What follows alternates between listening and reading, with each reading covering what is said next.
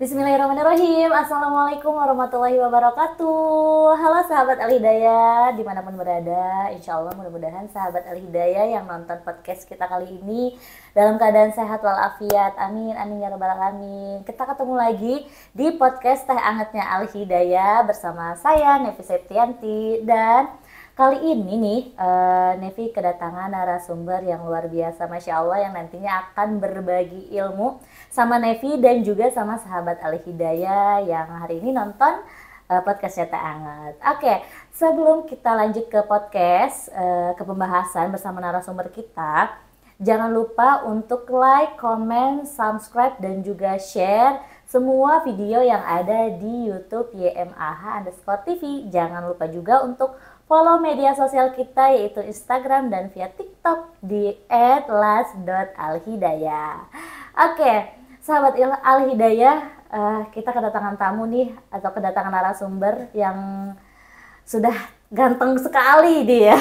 Ada di depan sahabat Al-Hidayah, di depannya Nevi nih, sahabat Al-Hidayah bisa lihat nih ada kedatangan Ustadz Zen. Assalamualaikum Ustadz. Waalaikumsalam warahmatullahi wabarakatuh, Mbak Nevi. Apa kabar, sehat? Alhamdulillahirrahmanirrahim. Harusnya Nevi itu bukan pink ya. Bukan pink, tapi ya, tapi warnanya agak biru-biruan. Oh, oke.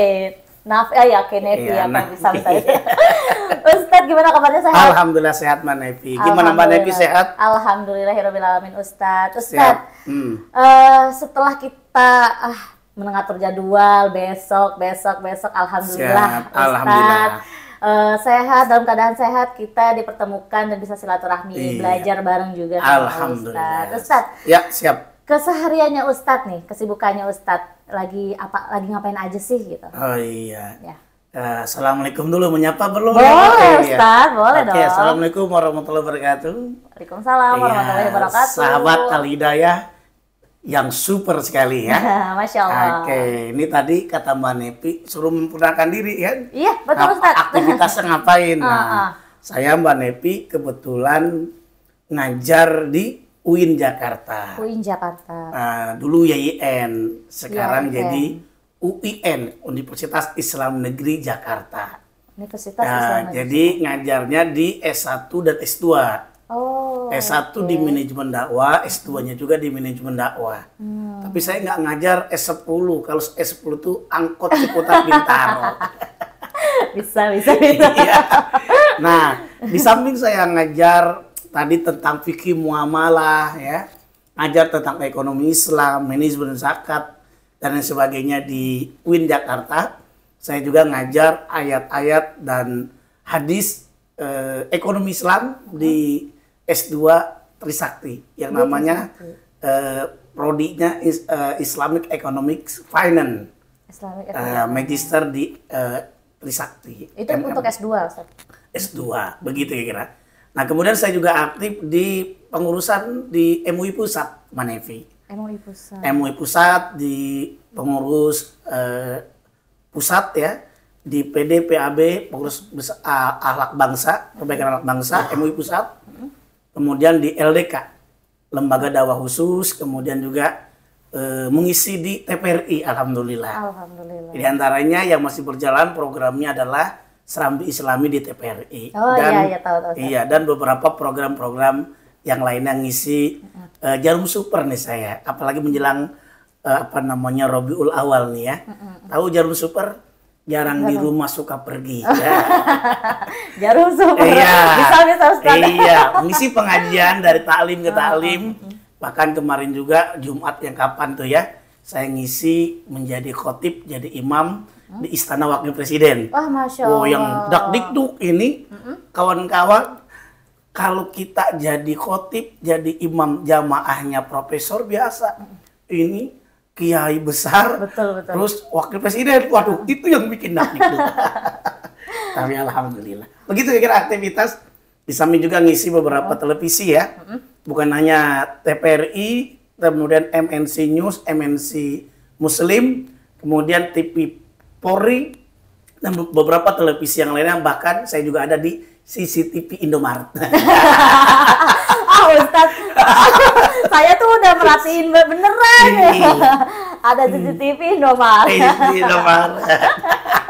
Lagi beli token listrik. Nah, token listrik. Iya, memang harus segitu ya. Yang penting bayarnya cash gitu ya. Iya. Baik Ustadz, tapi menarik sih Ustadz tadi.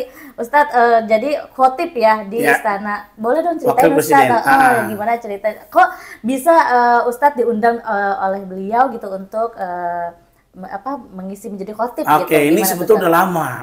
Undangannya? Jadi, setiap tahun kebetulan memang ngisi di Istana Wakil Presiden di Masjid Baitur Rahman. Jadi dari tahun 2009. Kalau tidak salah ya. Nah ini alhamdulillah sekarang 2023. Jadi dari zaman beberapa wakil presiden jumpa gitu kan. Termasuk juga gitu. Presiden yang sekarang yaitu Abah Yai Ma'ruf Amin gitu kira-kira. Begitu kira. Jadi udah ada terjadwal. Alhamdulillah beberapa instansi pemerintah juga. Dulu saya sering isi di KPK ya kan, di KPU bahkan ceramah belum lama di kepolisian, Polri ya, dan di beberapa yang lainnya. Ini alhamdulillah berkah sering berjumpa silaturahim dengan jamaah Masjid Al Hidayah. Jadi didoain biar bermanfaat gitu ya. Alhamdulillah. Berarti memang jadwal itu padat banget Ustadz ya? Ya alhamdulillah. Padat merayap kayak mobil ya. Jadi kayak macet. Ya macet. Padat merayap. Oke Ustadz. Ya siap. Tadi Ustadz udah cerita nih keseharian Ustadz mengajar di UI Jakarta, di Trisakti juga, terus masih menjalankan dakwanya dengan lancar alhamdulillah. Kita sekarang mau ngobrol-ngobrol nih tentang pinjaman online Ustadz. Wow. Nah sekarang tuh ya sahabat Al Hidayah yang lagi rame banget nih pinjaman online dan juga judi online. Oh iya. semua serba online tuh lagi marak-marak banget Ustadz. Iya. Pertanyaan nih Ustadz. Iya. Sekarang kan lagi banyak banget nih ya pinjaman online gitu. Bentuk pinjaman online seperti apa sih yang diharamkan atau tidak diperbolehkan dalam Islam? Iya. Sebelum saya bahas tentang pinjol yang diharamkan, setidaknya di Indonesia ini Mbak Nepi, pinjol itu ada 3. Ini harus kita tahu nih semuanya ini para sahabat ya, sahabat Al Hidayah semuanya. Pinjol itu di Indonesia ada 3. Yang pertama namanya pinjol ilegal, pinjol legal, pinjol syariah. Apa kepanjangan pinjol? Pinjaman online. Betul. Yang pertama pinjol ilegal itu adalah pinjaman online yang ilegal yang ternyata lembaga itu yang ngasih pinjaman tidak terdaftar dalam OJK. Apa itu OJK? Otoritas Jasa Keuangan. Sehingga berapa banyak orang yang nggak bayar, semua rekam jejaknya, akses semuanya, rahasia-rahasianya kepegang semuanya. Ketika dia tidak bayar, apa yang terjadi? Diserang, disebar ke seluruh teman-temannya. Wah itu bahayanya luar biasa. Karena tadi apa? Yang pertama pinjol ilegal ya. Yang kedua pinjam legal. Pinjam legal itu pinjolnya yang pinjam online yang legal yang terdaftar di OJK tapi belum menerapkan prinsip syariah. Artinya kalau pinjol legal masih mending, lebih soft. Kalau ada masalah dan sebagainya nggak sampai adanya penganiayaan dan sebagainya gitu ya. Tapi ada batas-batas 90 hari baru mungkin tagih dan sebagainya ya. Tapi kalau pinjol ilegal beberapa hari aja udah kayak Masya Allah gitu ya. Udah kayak teroris, udah kayak ditarik, udah kejar-kejar lah, luar biasa gitu ya. Bahkan dipermalukan, dipersekusi dan sebagainya. Itu yang pinjol ilegal. Yang ketiga ada yang namanya pinjol syariah. Pinjol syariah itu pinjaman online syariah. Artinya dia pinjam online terdaftar di OJK tapi pakai bebas riba. Tanpa bunga. Jadi sistemnya ada yang sesuai dengan prinsip syariah tadi di antara bebas dari riba atau ada aplikasinya tadi terbebas dari maghrib, maisir, goror dan riba. Begitu kira-kira. Nah, tapi Ustadz ini baru dengar sih ada pinjaman online syariah. Syariah, betul. Maksudnya menarik gitu. Memang tapi peminatnya nih lebih banyak ke yang mana sih Ustadz? Kayak lebih banyak ke yang lebih mudah yang mana gitu? Di antara yang ada, yang kasus yang muncul sampai akhirnya ada hukumnya gitu ya. Ini kebanyakan masyarakat mengakses pinjol ilegal. Mereka yang tidak terdaftar di OJK yang terjadi banyak dipersekusi, kemudian dipukulin, terus diapain ya. Sampai pokoknya tidak manusiawi lah. Bahkan di mana-mana di rumahnya ditutup buronan dan sebagainya, pinjamnya baik gitu ya. Karena KTP semuanya ada, rahasia-rahasianya semuanya. Begitu kan. Itu yang mereka rata-rata berdasarkan survei yang dilakukan oleh beberapa lembaga, pinjol ini kebanyakan yang usianya generasi milenial. Nah, menarik banget. Kalau Mbak Nepi ini milenial apa kolonial? Penjajahan. Ya, penjajahan. Nah, kalau generasi milenial ini yang dikenal dengan generasi Y. Y itu yang lahirnya kurang lebih tahun 79 atau 80 tuh. Nah, sampai tahun 2000-an itu yang generasi. Kayaknya Mbak Nepi masuk generasi Y atau generasi. Ustadznya generasi apa? Nah, kalau saya tidak masuk generasi milenial, tapi bukan kolonial juga. Baru saya mau ngomong. Tapi masuknya saya generasi yang sebelum Y, X namanya. X. Karena saya lahir tahun 80. Nah, ini mereka yang gaya hidupnya tadi hedon. Hedon itu artinya apa? Pengen memenuhi kebutuhan sehari-hari. Pengen bergaya. Kalau bahasa Jermannya apa bahasa Sunda nih? Loba kahayang tapi entah yang cis gitu. Lihat teks nanti diterjemahkan ini tim apa namanya? Bang tahu aja tim editing ya. Iya, betul. Loba kahayang banyak keinginan tapi nggak ada cis, bergaya doang gitu kan. Karena bergaya jadi dia pinjam nggak ada uang ngembalikan, yang terjadi tadi tuh. Kalau pinjol ilegal banyak dampak-dampaknya. Akhirnya banyak ada mahasiswa ya, betul. Di salah satu perguruan tinggi bisa meninggal dunia gara-gara apa? Pinjol ilegal. Pinjamnya 1 juta, cairnya 800.000, 600.000. Tapi ketika dia nggak bayar, bunganya luar biasa. Ya kan? Akhirnya bisa melejit sampai 10 juta, sampai 20 juta, 30 juta dan sebagainya. Akhirnya yang terjadi tadi bukan hanya persekusi, bukan hanya meninggal dunia dan sebagainya. Itu yang bisa dilihat. Makanya sebetulnya di MUI tadi kalau kata Mbak Nepi cara hukum pinjol ya. Pinjol itu yang dibenarkan dalam syariah itu walaupun di zaman Nabi nggak ada pinjaman online. Ya kan? Betul. Jangankan pinjaman online, ini mikrofon aja begini nggak ada zaman Nabi. Iya. Bank syariah ada nggak di zaman Nabi Mbak Nepi? Nggak ada. Asuransi syariah nggak ada. Tapi setidaknya di dalam kitab Al-Asbah wan Nazair li Suyuti, kata Imam Suyuti menyatakan mengutip dalam qawaid fiqhiyah al-aslu fil muamalat al-ibahah. Jadi pada dasarnya dalam muamalah itu prinsipnya boleh. Illa ayyadul dalil ala tahrimnya. Kecuali ada dalil yang mengharamkannya. Artinya pinjol boleh selama tidak bertentangan dengan syariah. Yang dalam Islam kan pinjol itu kan pinjaman online. Bisa juga orang pinjaman online itu buat apa? Buat beli barang, buat konsumtif, buat makan dan sebagainya. Maka dalam Islam, kalau pinjolnya terbebas dari riba, maka boleh yang dikenal dengan istilahnya pinjol syariah. Pinjaman online yang sesuai dengan prinsip syariah dalam surah Al-Baqarah ayat 25, wa ahallallahu al-bai'ah wa harrama riba. Allah halalkan jual beli dan haramkan riba. Pinjolnya ternyata untuk beli, pinjolnya tadi sesuai dengan syariah gitu, bukan syariah. Beda ya.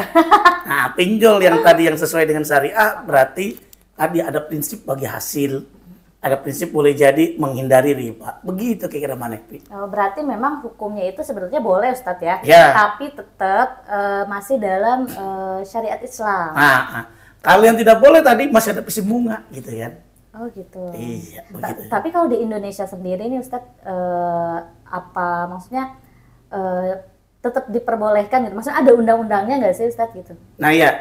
Untuk pinjol ini. Kalau pinjol sebetulnya kalau ada POJK ya, peraturan OJK ya tentang masalah teknologi, bahkan ada fatwa MUI. Jadi fatwa MUI sesuai syariah atau tidak. Jadi bukan pinjolnya tapi yang berkaitan dengan financial technology. Itu fatwa MUI nomor 117 tahun 2018. Itu yang menyatakan hukum kita menggunakan financial technology itu selama tidak bertentangan dengan prinsip syariah, tidak ada praktek riba, tidak ada maisir, gharar dan riba, itu boleh. Begitu kira-kira. Termasuk tadi pinjol legal akan diperbolehkan selama sistem bunganya dihilangkan. Dengan prinsip syariah. Dengan prinsip bagi hasil. Contohnya begini. Yang tidak boleh dalam Islam adalah transaksi uang dengan uang. Uang dengan uang. Ada kelebihan. Mbak Nepi punya 10 juta. Kasih pinjaman ke saya. Mbak Nepi pinjam dong 10 juta, kata Mbak Nepi boleh. Jangan lupa 20%. Gitu. Itu nggak boleh. Karena uang dengan uang. Betul. Dalam Islam yang boleh adalah pinjam 10 juta, balikan lagi 10 juta. Nggak boleh lebih. Nggak ada lebih. Kecuali uang ditukar dengan barang. Barang ditukar dengan uang, itu namanya jual beli. Kalau tadi uang 10 juta, saya pinjam ke Mbak Nepi, kemudian kata Bang Nepi, boleh Pak Jen, 20%. 1 bulan, 1 tahun, ya kan? Begitu, berarti kan 10 juta jadi 12 juta, itu kan riba. Karena makna riba itu ziyadah, suatu yang bertambah. Nah ternyata dalam Islam itu yang dilarang tadi, yang kita baca pada awal-awal tadi, wa ahallallahu al-bai'a wa harrama riba. Allah haramkan riba, yang dihalalkan adalah jual beli. Kalau uang dengan uang ada kelebihan tidak boleh. Barang dengan barang ada kelebihan nggak boleh. Yang boleh gimana? Barang dengan uang, uang dengan barang, atau sebaliknya. Uang dengan barang, barang dengan uang. Contohnya tadi, kalau uang 10 juta, balikin 12 juta, boleh apa tidak sekali lagi? Balikinnya, minjemnya 10, balikinnya 12. Nah, boleh nggak? Nggak boleh. Itu riba. Ya kan? Tapi kalau tadi 10 juta, balikin 10 juta lagi, boleh nggak? Boleh. Boleh. Nah, bagaimana kalau Mbak Nepi pengen untung? Ya. Jangan barter uang dengan uang. Oke. Tapi barternya uang dengan barang, barang dengan uang. Yang istilahnya uang 10 juta, Mbak Nepi belikan motor second. Atau motor yang baru selis, sepeda listrik. Nah, lagi tren begitu. Bahkan sekarang, saya tadi pagi-pagi subuh-subuh ada jamaah beli selis aja 50 juta. Sepeda listrik? Sepeda listrik. Ada yang 17 juta. Saya nyobain yang 17 juta. Sama persis saya bilang. Dengan salah satu motor yang ternama itu kan. Lah ini nggak jauh beda nih sepedanya. Ya, gitu ya. Nah, anggap tadi 10 juta. Dijual ke saya. Pak Jen, saya beli 10 juta. Saya mau jual ke Pak Jen 12 juta. Mau nggak? Setuju. Mau bayar cash boleh. Mau kredit boleh nggak? Gitu. Boleh. Berarti saya jual 12 juta, mau ngangsur berapa? Setahun. Berarti 12 juta dibagi 12 bulan. Berarti ngangsur ke Mbak Nepi 1 juta. Paham kayak gitu kan? Itu yang diperbolehkan dalam Islam begitu Mbak Nepi. Termasuk kalau Mbak Nepi, ini termasuk pinjol ya. Pinjam duit, tapi dibarter dulu nih. Kan handphone Mbak Nepi tadi pengen mau beli iPhone biar keren dikit. iPhone double 3. Iya, begitu ya. Mau ada yang di atas 15 juta, ada yang 20 juta, begitu kan. Nah, tapi kan kadang-kadang kita datang ke toko handphone, langsung tambah aja, bayar segitu. Padahal harusnya dihargain dulu ini berapa harganya handphone yang lama. Mbak, handphone Mbak Nepi ini yang lama saya hargain 500.000, setuju nggak? Setuju. Ya udah terjadi kan? Ya kan? Kalau tadi barter handphone lama dengan handphone baru, kemudian ada tambahan, itu namanya riba. Oh gitu. Makanya biar tidak jadi riba, zahab bil zahab dalam hadis begitu, bicara tentang masalah transaksi jual beli, masalah utang dan sebagainya. Emas dengan emas itu kalau posisinya sama, maka tidak ada kelebihan, maka tidak riba. Perak dengan perak, sair bis sair, gandum dengan gandum, termasuk uang dengan uang, termasuk tadi handphone dengan handphone. Nah, maka posisinya berarti gimana? Handphone yang awal dihargain terlebih dahulu. barang dihargai dengan moneter uang. Oke. 500.000 setuju? Oke. Mbak Nevi, peganglah uang. Bahasanya walaupun nggak pegang, tapi udah ada transaksinya. 500.000 terus Mbak Nevi mau beli yang 20 juta, nambah berapa?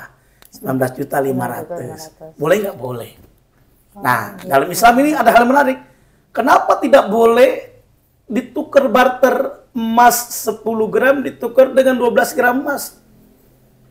10 gram ditukar dengan 12 gram. Mbak Nevi punya 10 gram, saya 12 gram.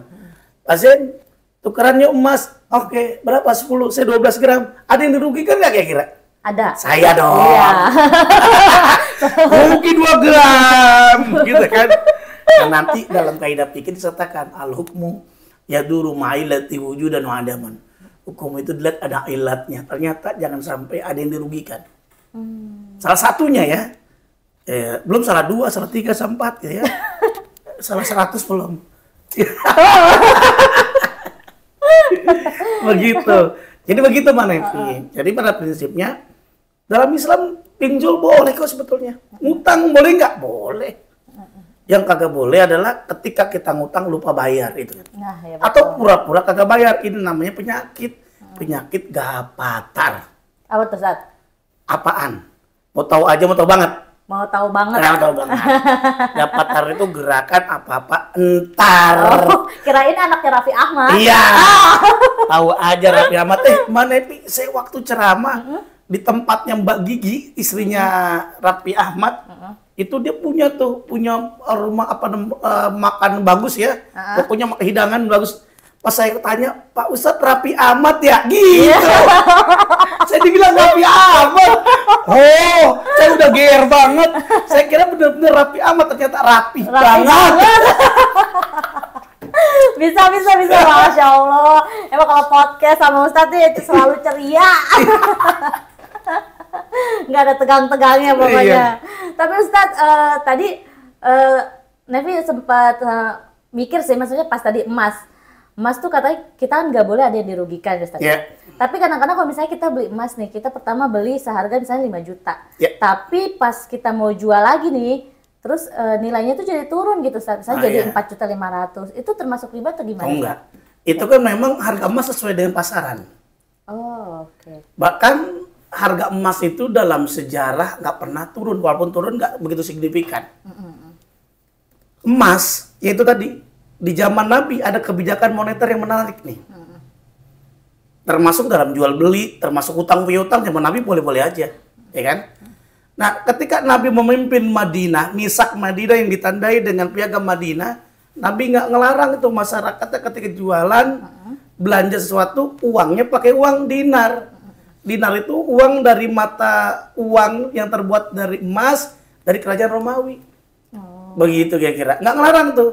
Termasuk juga uang yang terbuat dari perak, namanya dirham dari kerajaan Persia. Tapi Nabi ngelarang kalau ketika kita ngutang, kalau jual beli ada praktek riba. Nah, pinjol sebetulnya itu yang dilarang. Kalau masih menerapkan riba, ada yang dizolimin. Iya, betul. Nah, la tazlimuna wa la tuzlamun.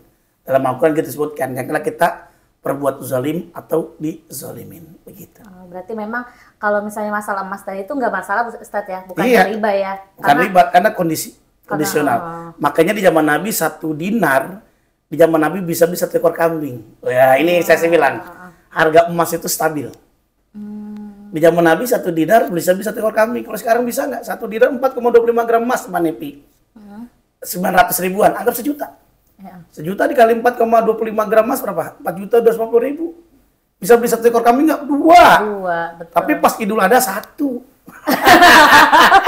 Karena harganya naik. Iya. Bahkan ada yang sampai 10 juta. Tapi kalau nanti berkorban, ya kan, itu boleh kita pakai sapi yang terbaik, kambing yang terbaik. Tapi dilarang ketika motong hewan korban itu dari sapi, dari Kuningan, jangan, nggak boleh. Dari Kuningan? Ini nggak boleh. Kalau dari Bali boleh. Dari Lombok boleh. Kalau dari Kuningan nggak boleh. Keras, angel. Kuningan. Temennya Mesir. Ustaz, Masya Allah. Selalu bikin saya mikir. Kok dari Kuningan nggak boleh? Kenapa? Iya. Ternyata Tapi kan emang kalau dari Bali boleh. Boleh. Dari Lombok boleh kan? Boleh. Atau sapi Benggala kan boleh ya? Boleh. Nah, Dari Kuningan sama Perak kali ya, nggak ya, boleh nah. beratnya. Tapi kalau sapi Kuningan kemudian dijual lagi, dikiloin lagi, ambil lagi. Masya Allah Ustadz. Oke, tapi Ustadz, kan akhir-akhir ini pemerintah justru bilang gini, nggak usah bayar pinjol yang ilegal, nggak usah dibayar katanya gitu. Iya. Tapi dari segi hukum Islam kan kalau kita punya hutang kan nggak boleh ya Ustadz, kalau nggak dibayar tuh bagaimana tuh? Nah, dari sisi hukum Islam, kalau kita punya utang wajib bayar. Betul. Kata Nabi SAW, inna min khiyarikum ahsanukum qada'a. Orang yang terbaik adalah dia terbaik dalam bayar utang. Dalam sebuah riwayat, Nabi nggak mau nyolatin orang yang ketika meninggal dunia masih ada utang, bayangin. Karena utang 1.000 pun, 20.000 pun kalau belum dibayar, bayarlah. Iya, Begitu kira-kira. Bahkan ketika suatu ketika ada jenazah, ditanya, ini dia udah punya utang belum? Ada. Ada nggak uang yang buat bayar? Ada yang nanggung nggak? Nggak ada. Nabi nggak mau nyolatin. Nabi manggil sahabat, sahabat, fasallu alaih. Fa inni lam usalli man lahu alaihi dainun. Saya nggak mau nyolatin orang yang masih ada utang tuh. Jadi bahasa sederhananya, walaupun tadi kata kuncinya, makanya waspada ini. Waspadai pinjaman online ilegal. Masih mending legal. Kayak kertas aja ada yang legal, ada yang ilegal ya. Betul. Gimana ya? Jangan mikir tuh, jadi iya aja. Betul aja, mana ada kertas ilegal. Maksudnya, kalau kertas legal beli cash. Ya kan? Masya Allah. Kalau ilegal, itu cash atau kredit ngutang kan. Atau online juga boleh-boleh aja. Yang tidak boleh tadi ilegal kertasnya. Dia ngambil, curi, Betul. tidak terdaftar, dan sebagainya. Termasuk dengan waspadailah. Pinjaman online ilegal itu bahaya. Berarti Ya emang kan? walaupun dia ilegal tetap harus dibayar Ustadz ya? Harus dibayar. Karena dari segi Islam Iya, harus maka harus sudah dibayar. pastikan kepada sahabat Al-Hidayah ya, yang super semuanya ya, waspadailah. Jadi kalau mau minjam, kalau disarankan yang paling baik adalah pinjaman online sesuai syariah. Insya Allah berkah. Ustaz, kita kagak ada, padahal udah banyak. Fintech syariah sudah ada, Duha dan sebagainya. Termasuk Bank Syariah Indonesia kan, juga Bank Syariah ya. Itu juga sudah ada program-program dan banyak lagi program-program ketika beri pinjaman. Bisa menggunakan aplikasi tadi dengan pinjol syariah. Atau bisa juga pinjam di BMT ini, BMT kita ini Al-Hidayah. Ada nggak? Masa lupa dipromosiin, Mbak Nepi. Ada nggak? Betul. Ada. Ada, nggak tahu dulu namanya BMT Al-Hidayah, nggak tahu sekarang namanya BMT saya kan. Betul. Nah, jadi artinya bisa. Wow, itu bisa menjadi sesuai syariah. Yang paling baik lagi, Pak Ustadz, saya udah menghindar pinjol ilegal, apalagi pinjol legal karena masih praktek bunga. Pak Ustadz, boleh nggak saya pinjam sama orang tua? Itu lebih bagus. Nggak ada bunganya, nggak ada bagi hasilnya lagi. Pokoknya jangan ke saudara aja. Iya, kalau ke saudara lebih baik juga. Iya. Tapi nggak dikasih Ustaz. Aduh, Masya Allah. Ustadz, selanjutnya tadi kan mengenai pinjol yang ilegal, legal, yang syariah gitu. Tapi masyarakat ini masih tetap tergiur gitu, Ustadz, gitu. Ya. Apa sih dampaknya kalau mereka makin kayak satu handphone ada 3 pinjol? Ya, baik. Apa sih dampaknya gitu? Dampak kalau masyarakat dia masih tetap pakai pinjol ilegal, rahasia pribadinya terbongkar. Itu pertama. Iya, karena kalau pinjol legal itu biasa cuma foto aja. Ya, terus legal. mikrofon, kemudian sama lokasi saja. Tapi kalau udah yang namanya pinjol ilegal, itu semua data pribadi kerekam.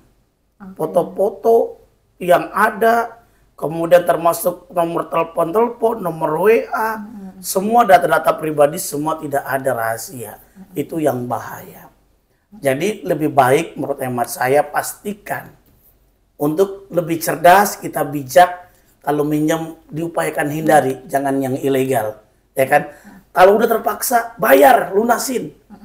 Ya kan? Karena kalau nggak lunasin, kita menjadi masalah. Betul. Beberapa hari, berapa banyak tadi problemnya dengan adanya tadi orang tidak bayar. Karena sekarang sudah ada, ini bukan promosi. Ada beberapa yang pinjol syariah. Contohnya Duha Syariah. Di aplikasi itu, ketik Duha Syariah ada. Dana Syariah, Berkah Fintech Syariah, BSI dan sebagainya. Itu sudah ada. Tapi lebih baik, kalau memang kepepet bisa menggunakan lembaga-lembaga zakat pinjaman. Ya kan melalui BMT dan lain sebagainya yang mudah-mudahan kita terhindar dari praktek ribawi. Begitu kira-kira Mbak Nepi. Ya, Oke, Ustadz. Tapi untuk hukum dari uang itu sendiri, Ustadz, walaupun dia legal, walaupun dia syariah gitu, dan apalagi yang ilegal gitu, bagaimana hukum uangnya, Ustadz? Uang, kalau uang kan prinsipnya boleh dalam Islam. Oh boleh. Uang, umat Islam punya uang perlu nggak perlu. Bahkan kata Nabi, tangan yang di atas lebih mulia dibanding tangan yang di bawah. Al-yadul ulya khairum min al-yadis sufla. Tangan yang di atas lebih mulia dibanding tangan yang bawah.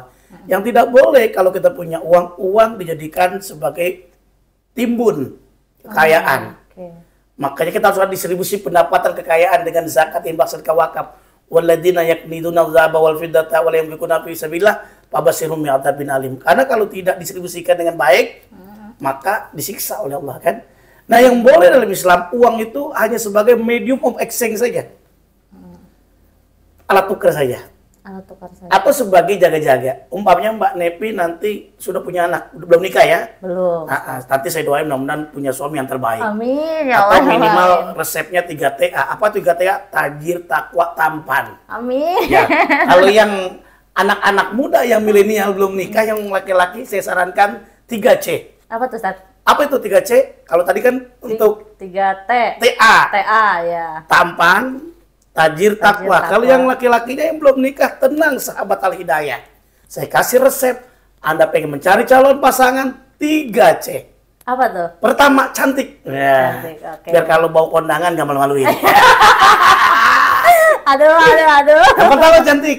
Betul. Yang kedua cerdas. Ya kan repot. Kalau lagi kongko reuni sama teman-teman nggak nyambung lola gitu ya. Cantik, cerdas, yang terakhir nih yang sangat penting. C-nya itu adalah coliha. Aduh. Maksain ya. Coliha. Aduh, Ustaz. Kenapa harus coliha, Ustaz? Coliha ya. Soliha ya. Soleh karena sangat penting. Soleh dan soleh termasuk kita soleh dalam pinjaman online. Karena tadi inna min khiyarikum ahsanukum qada'a. Bahkan dalam Al-Qur'an yang dikutip dalam fatwa MUI 117 tahun 218 tentang fintech syariah itu ya ayyuhalladzina amanu aufu bil uqud. Hai manusia, hai orang yang beriman, aufu bil uqud, penuhi janji. Janji tadi, masa Mbak Nepi pinjam ilegal? Nggak usah, kata pemerintah nggak bayar. Iya, lah, yang bayar saha. Dedemit, bobongkong. Ya kan? Betul. Maka harus penuhi janji kita. Bayar. Karena kalau kita tidak bayar akan menjadi problem di kemudian hari. Nama baik udah luar biasa. Udah seperti kayak neraka. Gara-gara pinjam online dia nggak punya uang, nggak bayar, akhirnya bunuh diri. Karena kenapa? Namanya tercoreng, naudzubillahi min dzalik. Makanya waspadalah dan waspadalah. Ustadz, tapi penasaran sih sama orang-orang yang bikin aplikasi pinjaman online itu. Apa sih mereka tuh tujuannya apa sih gitu, Ustaz? Apa mereka tujuannya membantu masyarakat yang nggak punya uang, tapi kenapa harus dengan cara seperti itu gitu? Apa sih sebenarnya gitu? Semua orang pasti sesuatu ada maksud tujuannya. Betul. Di dalam kitab Al-Asbahun Nauzah disebutkan al-umuru bimaqasidiha. Segala sesuatu itu pasti ada maksudnya, ya kan?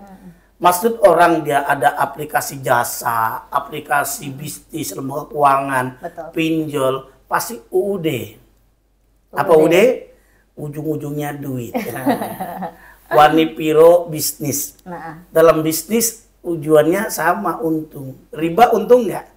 Untung. Makanya disebutkan, ternyata orang-orang bukan muslim, orang yang beriman menyatakan, qalu innamal bai'u mislu riba. Ternyata nggak ada bedanya ya, jual beli sama riba, sama-sama pengen untung, padahal ternyata beda. Kata Allah Subhanahu wa taala, wa ahallallahu al-bai'a wa harrama riba. Allah halalkan jual beli, Allah haramkan riba. Pinjol syariah insya Allah sesuai dengan syariah karena sudah ada DPS-nya, Dewan Pengawas Syariah, sudah ada fatwanya, ya kan, diantara fintech syariah dan lain sebagainya. Begitu, Mbak Nevi. Oh, baik Ustaz. Berarti memang tujuan mereka itu cuman satu, pengen untung. Iya, pengen untung. Cuman kadang-kadang pengen untung kan pengen untungnya kebesaran.